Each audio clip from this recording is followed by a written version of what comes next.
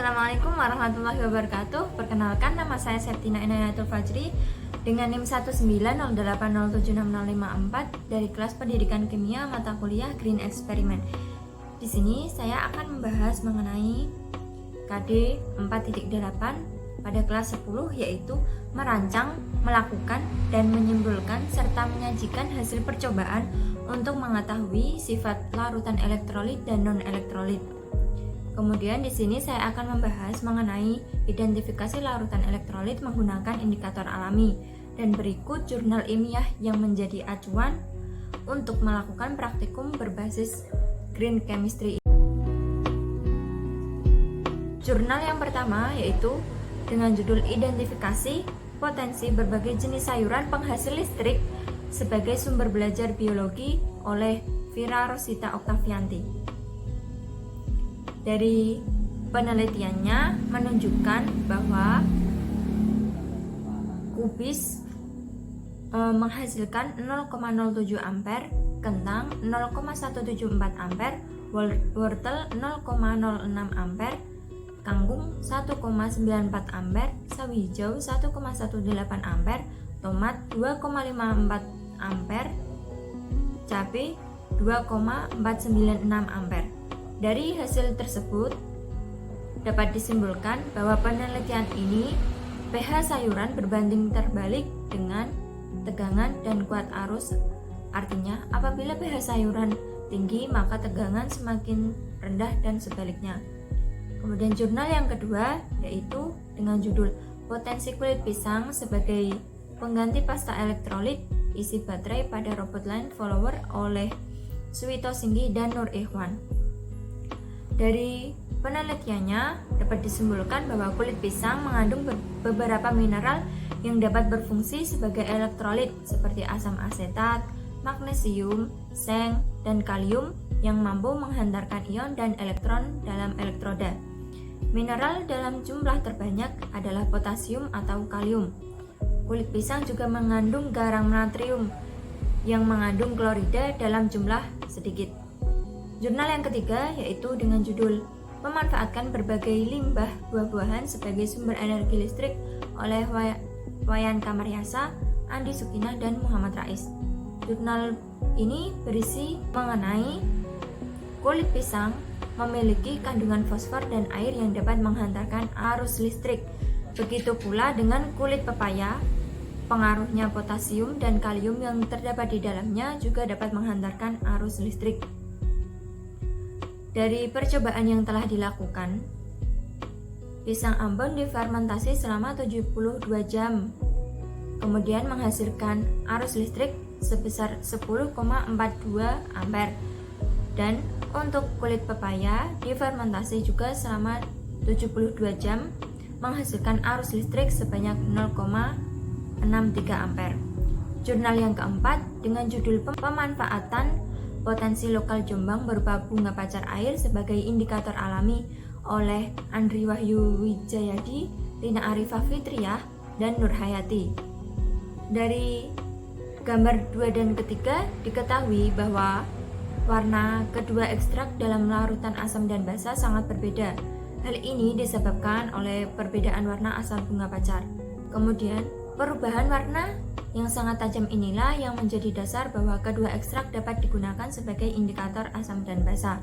Ekstrak bunga pacar air merah dengan pelarut air dapat berperan sebagai indikator alami sebab berwarna merah jingga pada larutan asam yaitu dengan pH 2 dan coklat tua pada larutan basa dengan pH 12. Kemudian jurnal yang kelima dengan judul Analisis Aktivitas Antosianin dari Buah Senggani, Kulit Kopi, dan Ubi Jalar Ungu sebagai indikator asam basa oleh Julina Wati dan Hasbi.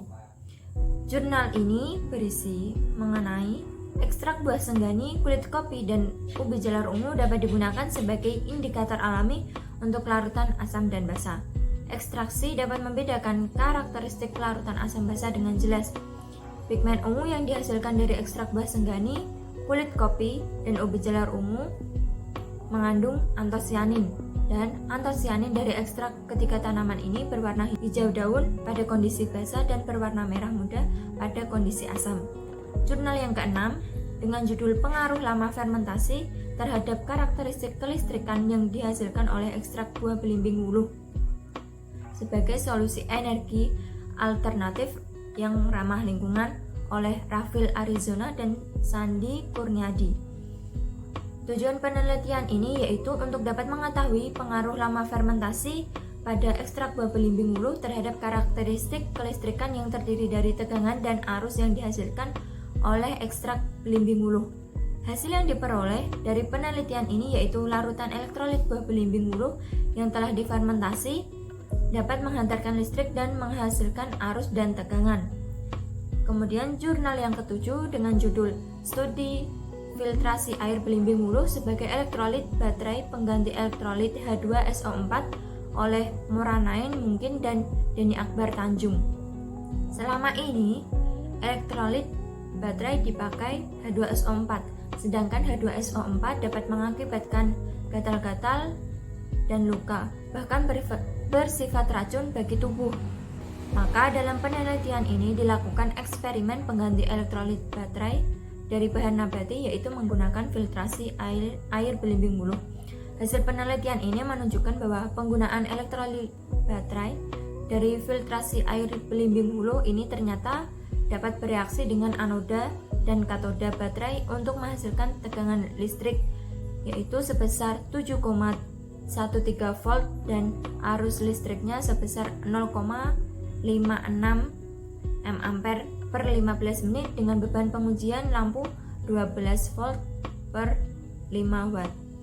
Jurnal yang ke-8 dengan judul Pengukuran Nilai Tegangan Listrik pada Buah Nanas oleh Nurhayati dan Maina. Penelitian ini bertujuan untuk mengetahui besar tegangan listrik yang terdapat pada buah nanas. Pengukuran menunjukkan bahwa satu buah nanas memiliki tegangan listrik sebesar 0,4 volt dan dua buah nanas dapat menghasilkan listrik sebesar 0,65 volt dan 3 buah nanas menghasilkan tegangan sebesar 1 volt dan 4 buah nanas menghasilkan tegangan sebesar 1,25 volt. Terlihat bahwa semakin banyak buah nanas maka tegangan listrik yang dihasilkan akan semakin besar. Kemudian jurnal yang ke-9 dengan judul Sumber Energi Listrik dari Sari Buah Belimbing Wuluh oleh Haris Setiawibowo, Yudinata, dan kawan-kawan. Jurnal ini berisi mengenai belimbing wuluh dengan volume 600 mili dengan luas penampang elektroda 7,885 menghasilkan tegangan sebesar 1,853. Ini artinya bahwa tegangan tersebut dihasilkan dari potensi cairan belimbing wuluh. Adapun faktor yang mempengaruhi reaksi tersebut adalah selain dari cairan tersebut mengandung kadar asam dan basa, kemungkinan juga penyesuaian volume dan luas penampang juga berpengaruh terhadap reaksinya. Selanjutnya yaitu alat dan bahan yang digunakan untuk melakukan praktikum uji larutan elektrolit menggunakan indikator alami. Alat yang pertama yaitu ada 1 buah batu baterai, kemudian 2 buah paku, kemudian 2 buah kabel, dan yang terakhir 1 buah lampu kecil.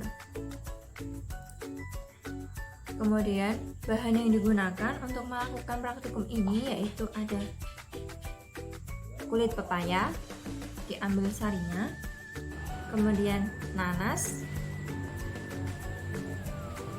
kentang,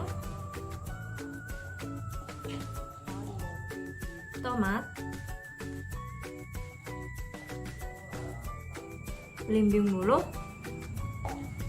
dan yang terakhir yaitu ada kangkung. Sebelum dilakukan uji coba atau praktikum, alat yang digunakan berupa paku, kabel, lampu, dan batu baterai dirangkai terlebih dahulu. Kemudian, lampu yang digunakan dites apakah menyala atau tidak.